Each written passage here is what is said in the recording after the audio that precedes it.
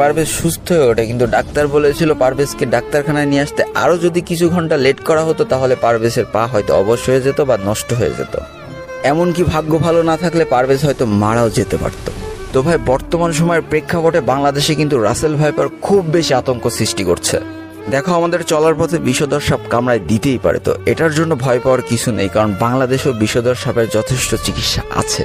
তো সর্বপ্রথম আমাদের ভুল ধারণা থেকে বের হয়ে আসতে হবে যে রাসেল ভাইপার কামড়ালে এর কোনো চিকিৎসা বাংলাদেশে নেই। তো ভাই, রাসেল ভাইপার মতো বিষধর সাপের অ্যান্টি স্নেক ভেনমও কিন্তু প্রায় সকল সরকারি হাসপাতাল পাওয়া যায়, এছাড়া বড় বড় ফার্মেসিতে কিন্তু পাওয়া যায়। তো ভাই, সাপে কামড়ালে আমাদের সর্বপ্রথম যে কাজটা করতে হবে, নিজেকে শান্ত রাখতে হবে, কারণ নিজে যত হাইপার হয়ে যাবে তোমার হার্টবিট তত দ্রুত পাম্প করবে, আর তত দ্রুত কিন্তু বিষটা সারা শরীরে ছড়িয়ে পড়বে।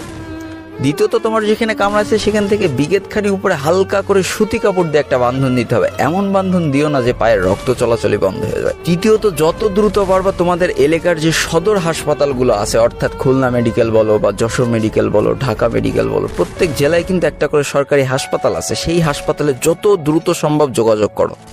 বাংলাদেশে যতগুলো সরকারি হসপিটাল আছে সেখানে কিন্তু এই অ্যান্টি স্নেক ভেনমগুলো থাকে, তাই যত দ্রুত সম্ভব তুমি সদর হাসপাতালে দৌড়বা নিকটবর্তী, তাহলে তুমি হয়তো বেঁচে যেতেও পারো, তোমার কিছু হবে না, তুমি নিশ্চিন্তে থাকতে পারো।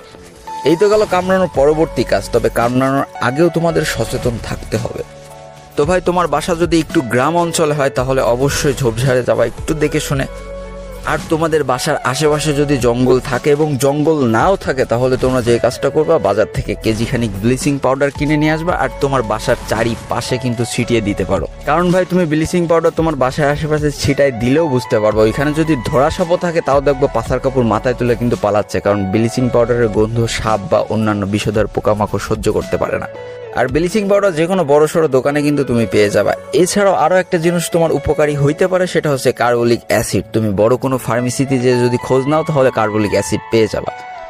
কার্বলিক অ্যাসিডগুলো তুমি ছোট ছোট কাচের বোতলে ভরে আশেপাশে পুঁতে রাখলে তাহলে তোমার আশেপাশে কিন্তু সাপ বা অন্যান্য ক্ষতিকর পোকামাকড় যেগুলো আছে সেগুলো আসবে না। এছাড়াও যারা বর্তমান রাস্তার পাশে বসে গেম খেলো বা বিভিন্ন জঙ্গলে বসে গেম খেলো, তারা একটু সাবধানতার সাথে গেমগুলো খেলো। আর যদি একান্তই সাপ বাইট করেই ফেলে তাইলে যেই কাজগুলো বললাম সেই কাজগুলো করবে, ভয় পাওয়ার কোনো দরকার নেই। সাপে কামড়ায় যদি সঠিক চিকিৎসা নেওয়া হয় তাহলে প্রায় 90% মানুষ বেঁচে যায়, ভয় পাওয়ার কিছু নেই। তো আজকের ভিডিওটা এই পর্যন্তই ছিল। ভিডিওটি ভালো লাগলে অবশ্যই একটা লাইক করে ফেলো, কমেন্ট করো, বন্ধুদের কাছে শেয়ার করে দিও। আর যদি আমার চ্যানেল নতুন হয়ে থাকো, চ্যানেলটিকে সাবস্ক্রাইব করে পাশে থাকা বেল আইকনে ক্লিক করে ফেলো আর আমাদের এই সুখী পরিবারের একজন মেম্বার হয়ে যাও। আজকে আমি বিদায় নিচ্ছি 12 লোল গেমারের পক্ষ থেকে। ততক্ষণ সবাই সুস্থ থেকো, ভালো থেকো, আর তোমাকে আসলে যে মানুষগুলো ভালো আছে তাদেরকেও অনেক ভালো রেখো। Tata, bye bye.